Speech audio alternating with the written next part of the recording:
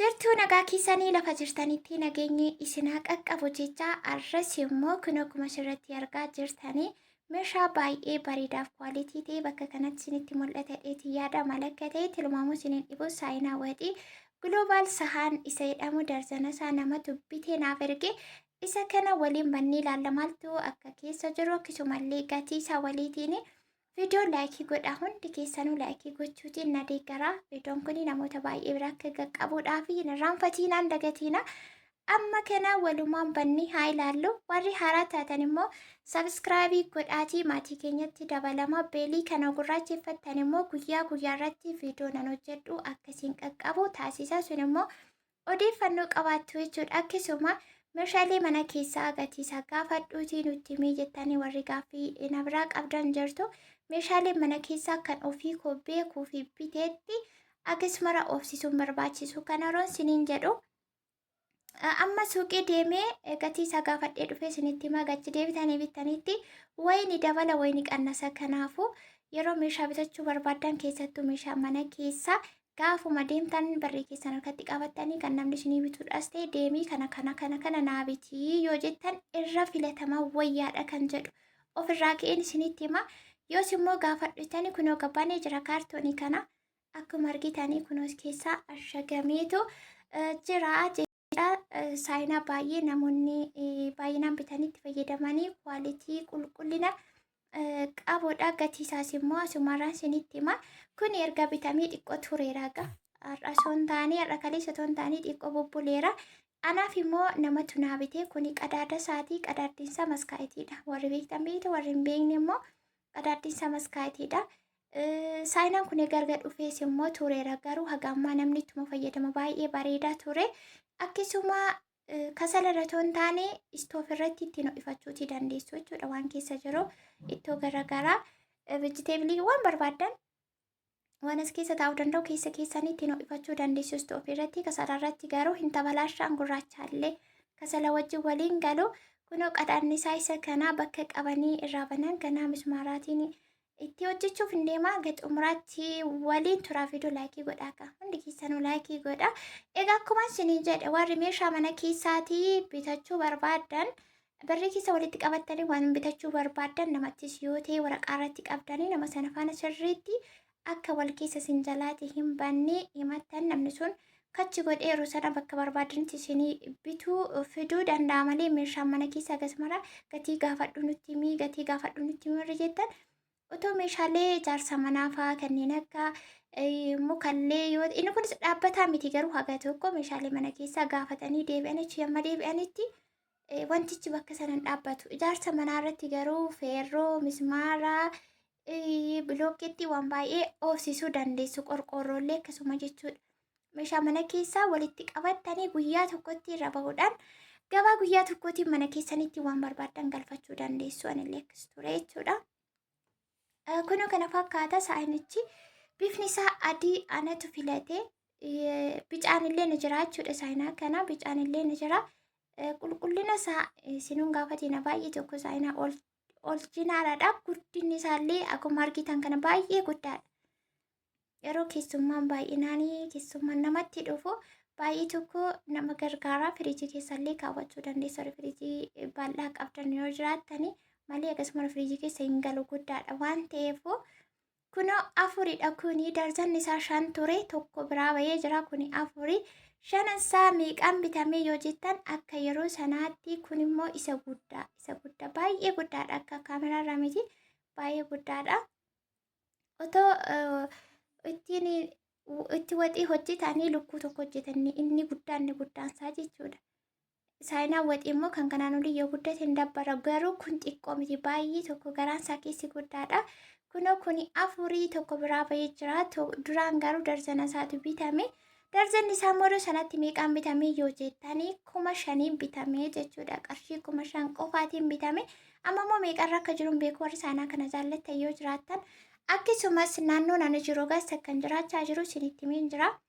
Walitti dhiyoo ta'ee meeshaan bitachuu yoo barbaadan akkasumallee gaaffii adda addaa yoo ta'e wanta ani viidiyoo irratti hojjennu na gaafachuu barbaadanii ta'e lakkoofsa bilbilaa 9716925 irratti karaa wasaappiitiin nagaafachuutii dandeessuu isiniin yeroo baay'ee lakkoofsa maxxansitu garuu isin viidiyoo xumuraatti hin dhaggeeffattan rakkoon keessan dheera daddarbitu jechuudha. Kun immoo gaaffiin keessan akka isiniif hin deebine isin godha. Isinuma faayidama keessan of jalaa hambistu jechuudha.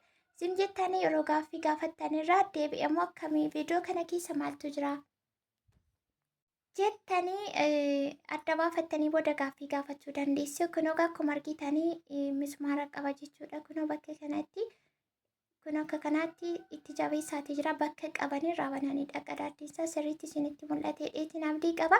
Kunoo kana fakkaataa saayinichi baay'ee bareedaadha. Bifa isaa filannoo koturii bicaa ta'uu hin taane sadii kanan baay'ee jaalladheeni. Yeroo lafatti argitan immoo baay'ee tokko namatti tola. Akkuma isiniin jedhee abiddarra keessanitti noqifachuu dandeessu. Istoofii yoo ta'e kasala irratti inta balaashaa jechuudhaan gurraacha alleeti. Ala kanaan qodaa akka kanas yoo barbaaddan ta'e yaada keessan koomentii irratti ibsuu dandeessu. Irra caalaan keessan immoo baay'inaan waanumani deebiitti deebisedha kan isin gaafattan. Maaliif viidiyoo nan isin hojjechaa jiru viidiyoo daqiiqaa yoo guddate daqiiqaa 10 yoo dheerate ishuma kana dhaggeeffattanii erga xumurtanii bakka isiniif hin galle as deebitanii gaafachuurraa guutummaatti waanumani dubbachaa jiru irra deebitanii gaaffii gaafattu jechuudha.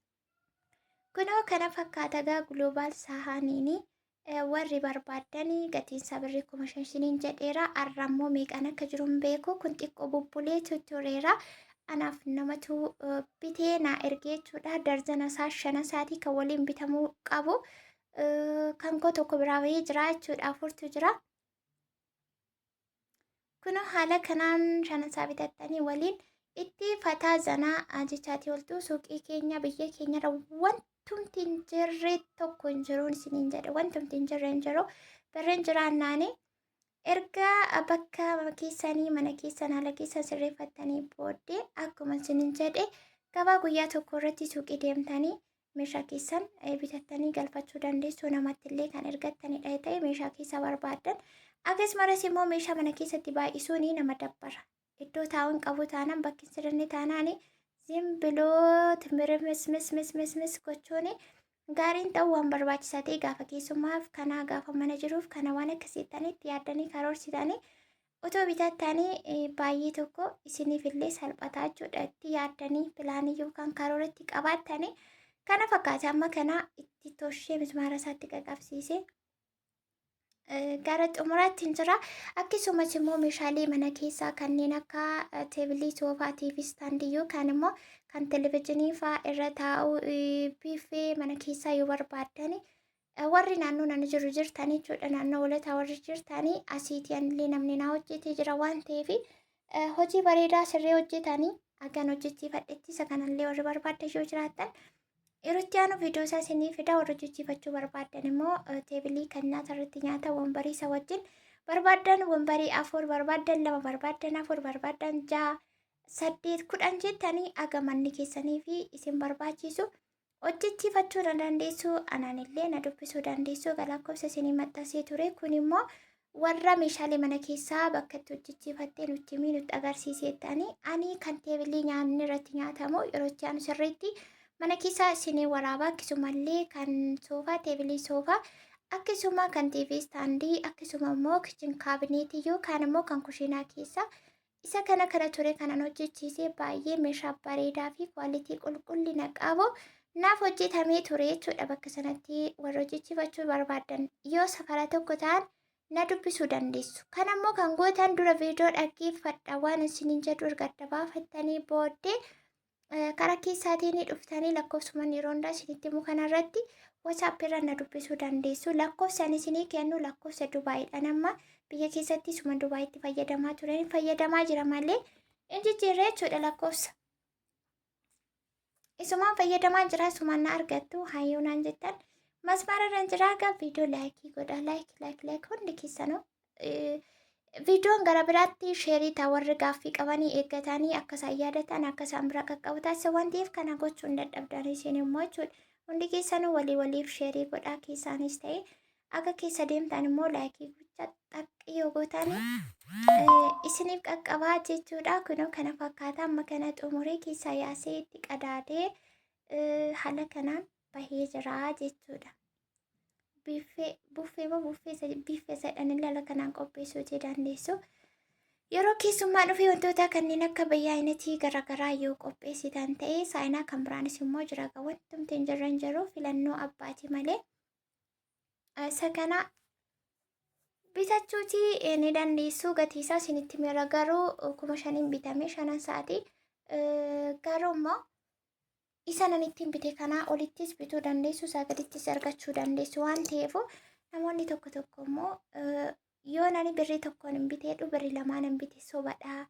Yoo nani sadiin hin biteedhu lamaan hin bite sobadha akkas jettu jechuudha. Kun waan hundumaa irratti hin gowwoomina. Sababni isaa kun gabaadha. Dhimma gabaati waan ta'eef komentii akkasii dhiisaatii itti yaadaatii iddoo baadhaa isiniin jechuuti barbaadeeni.